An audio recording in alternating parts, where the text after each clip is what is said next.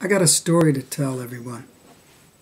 It's a year overdue, but there's certain circumstances that are prompting for me to tell about it now.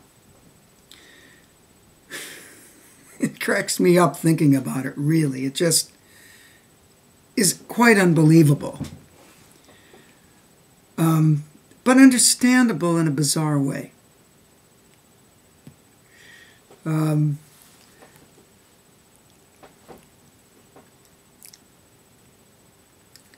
A year ago or so, at some NEC auditions, the faculty and I were sitting, trombone faculty and I were sitting at a table, and people were coming in and auditioning, and this one person came in, and after he played and all the faculty was introduced to him, he said, "Wow, I'm really happy everyone introduced everyone because I didn't know who that little guy in the corner was." Pointing to me, of course.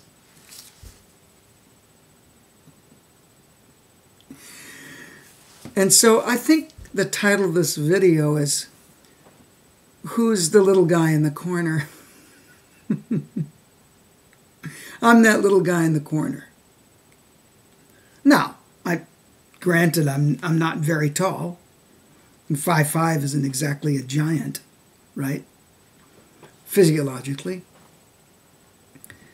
But it said so much to me. It said so much about certain things. But let me tell you what this little guy in the corner, or the little guy in the corner that people like to shove in the corner,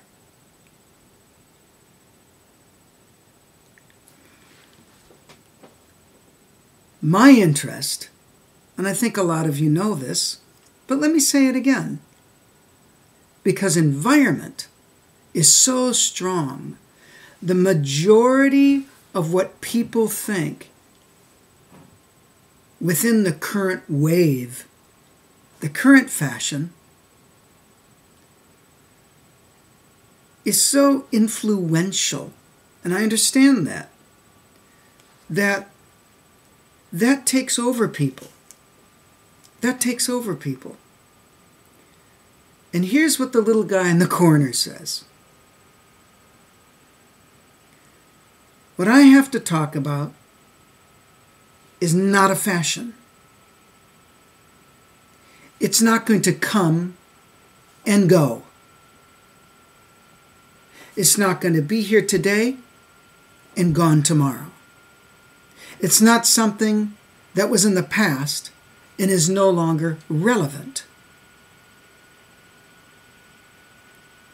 And that is a very important, vital part of what myself and my wife, Dr. Vieira, talk about. And not just talk about, but actually transmit.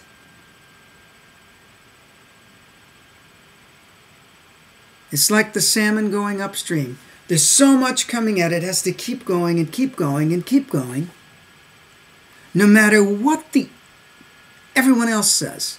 No matter what the majority says.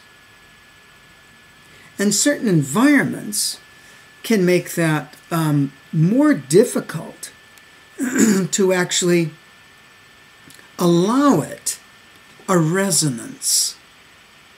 Have you ever noticed that resonance, what will be allowed for something to resonate, depends on the context, okay, the setting that someone wants to resonate.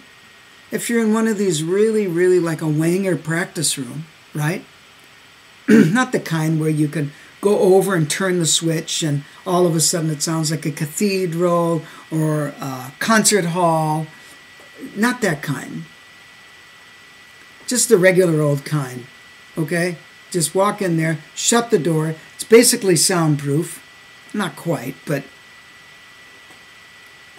definitely cuts down on other people listening. And you play in there. it's only going to resonate so much.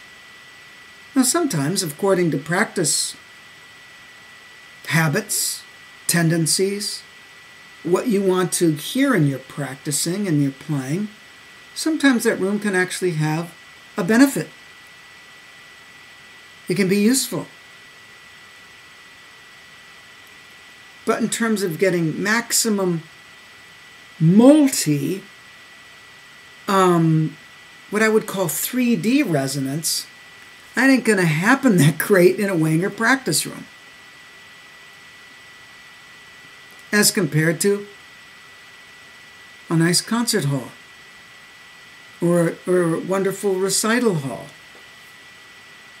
or even sometimes playing outdoors. That's why it is important to practice in different places, because you'll hear different aspects of what your sonic production is.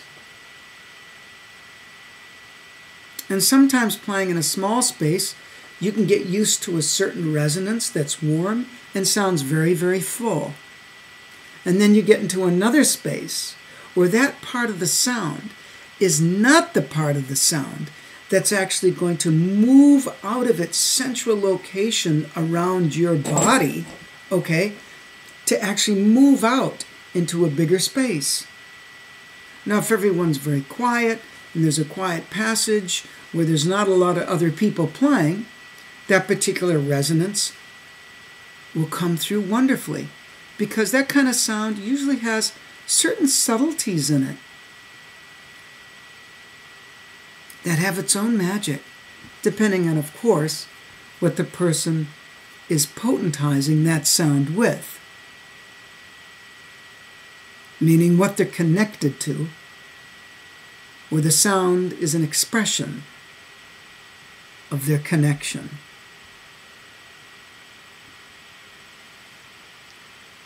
So, in specific environments, or certain environments, certain words, certain concepts might not be able to get their resonance because other frequencies might inhibit that. And those frequencies might be inside of the people who are trying to even listen to it, and they can't because they're not ready to hear it. So the little guy in the corner, who is that little guy in the corner? It's me. It could be other voices as well. But since that particular incident happened to me, I'm using myself as the example. People want to know, especially for employment purposes, who's going to have the inside scoop? Who knows what the current fashion will call for in a player? Well, we all know, even at the level of auditions, which is a skill, and some people are terrific at it. Some people thrive in that acoustic, in that setting. They feel like they can resonate. Others climb up a little bit more. Others maybe can just do what they do, and they're not affected by what's resonating or not resonating.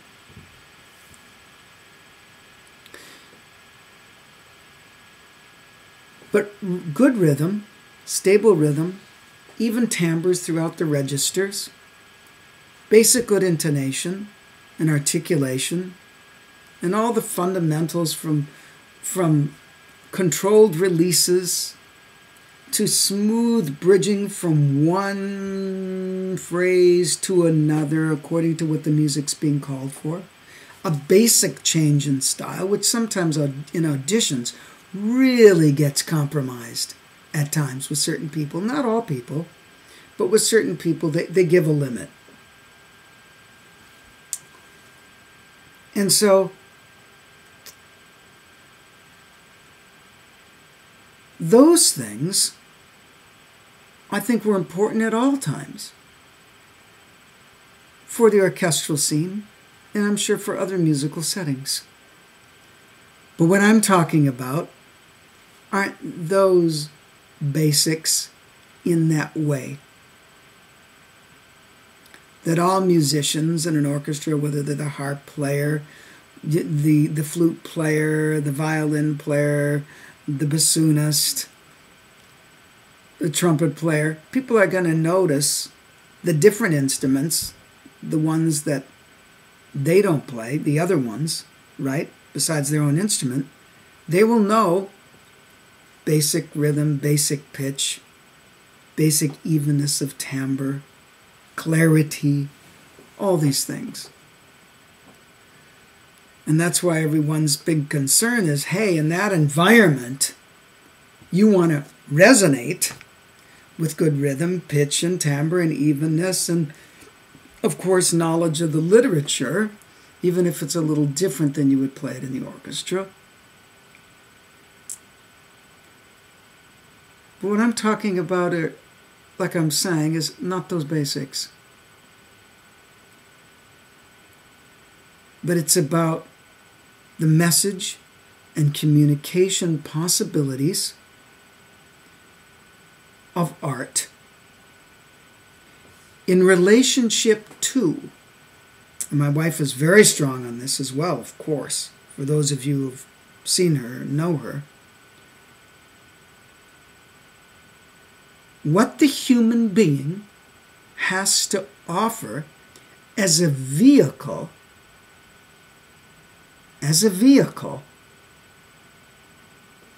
to be able to connect to something, tune in to something, and being able to transmit something.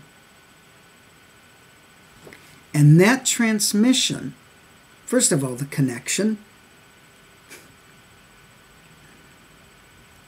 and then it actually coming in, because it comes in by invitation. It actually comes in by invitation. Resonance can come into a person. If you want to resonate to the essence of a tree, depending on your how you're resonating, that'll come in or it will not come in. And to make this very clear, we all know that certain animals won't respond to you very well, depending on where you're coming from. If you're coming from a disingenuous place, or even a place of meaning well, but you're fearful, you might not be able to have a flowing communication with that particular animal.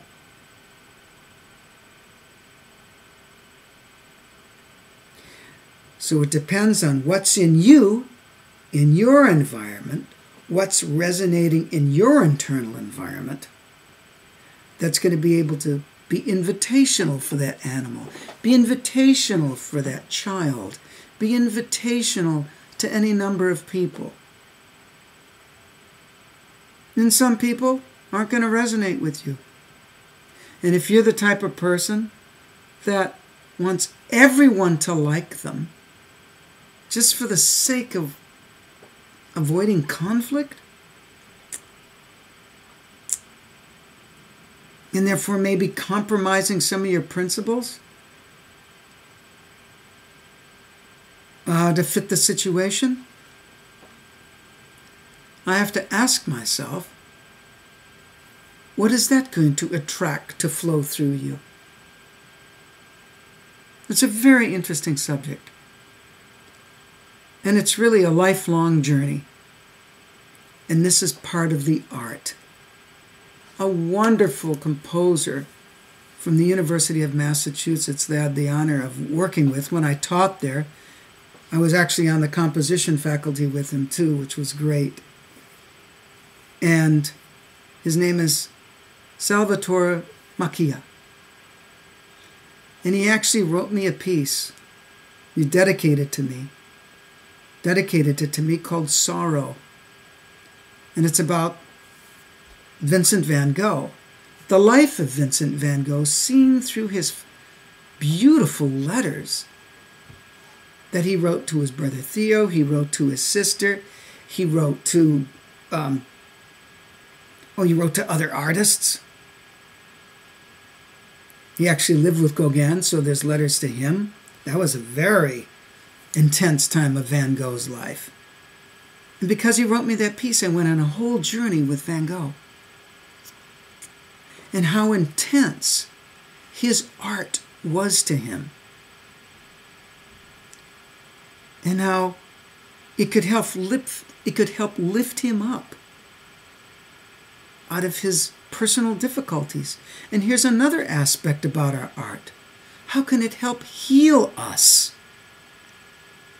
And in that healing, how does that shape our music then? And then, what transfers to others as a result of our own healing, our own development, our own search, in the midst of feeling passionate about it, wanting to say something.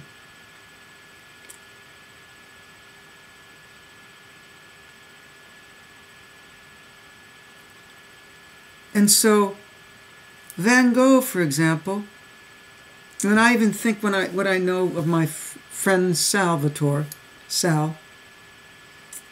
he's a searcher, looking for things, going through this and that, his music expressing all sorts of things in himself. And then whatever else he's connecting to. He's a terrific composer. And this piece was for trombone and synthesized sound. And we recorded it about, it's coming up to a month ago or so. But my point is, that piece took me on a journey. A deeper journey inside of Van Gogh, inside of Sal, inside of myself. Are people willing to be themselves? Not to crush others. Not to be bully to others. But even be that little guy in the corner.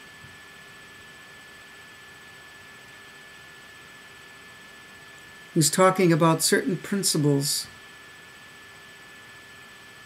that go way beyond any current fashion. And not to be afraid if anyone notices that or not. For the people that do, they do. Now, let's be very clear. There have been many, many people in history that have gone beyond the current fashion. And maybe they were praised at one time, and then different people come in, and all of a sudden, they're a little more out of the limelight. That's the way fashions come and go. That's the way the popular come and go. All are waves on this changing ocean of duality that we live in.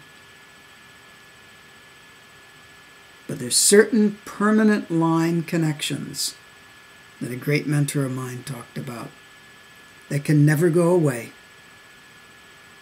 And those permanent lines, wanting honor in one's life, wanting dignity, wanting to not be afraid, to go beyond what people are thinking is normal, and realizing, wait a minute, that isn't normal for me. Or in place of the word normal, correct.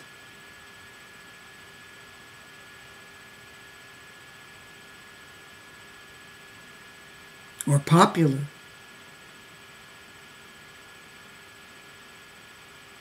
Are we willing to say to ourselves, this is what I feel. This is what's moving me.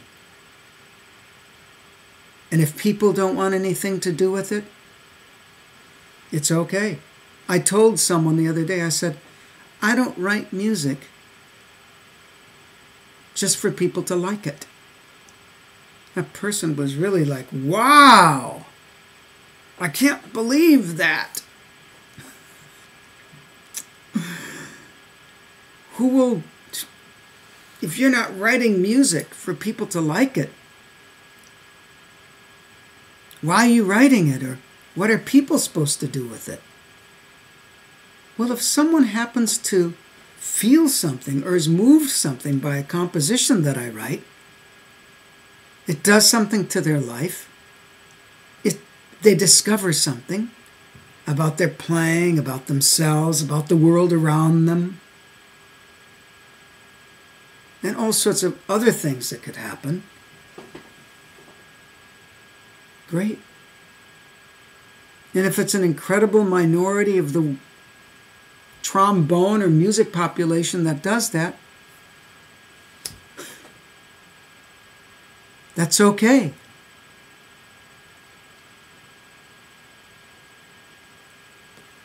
So this is not about popular.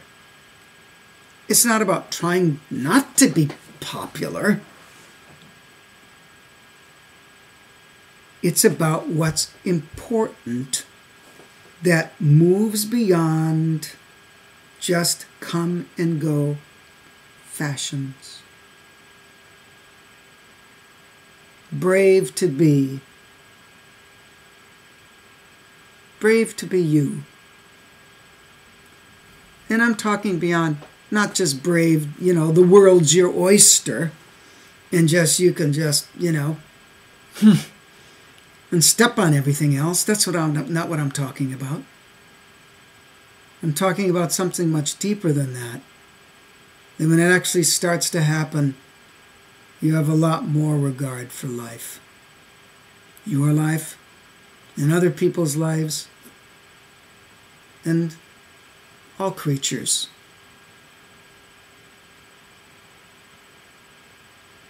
If this isn't a very trombone discussion for some, it's okay.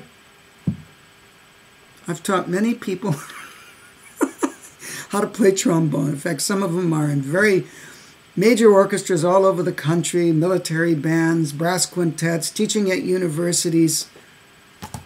Okay? But the people who really want to study with me will find me. People who really want to work with my wife, Dr. Vieira, which we'll be making some more videos together soon, will find us.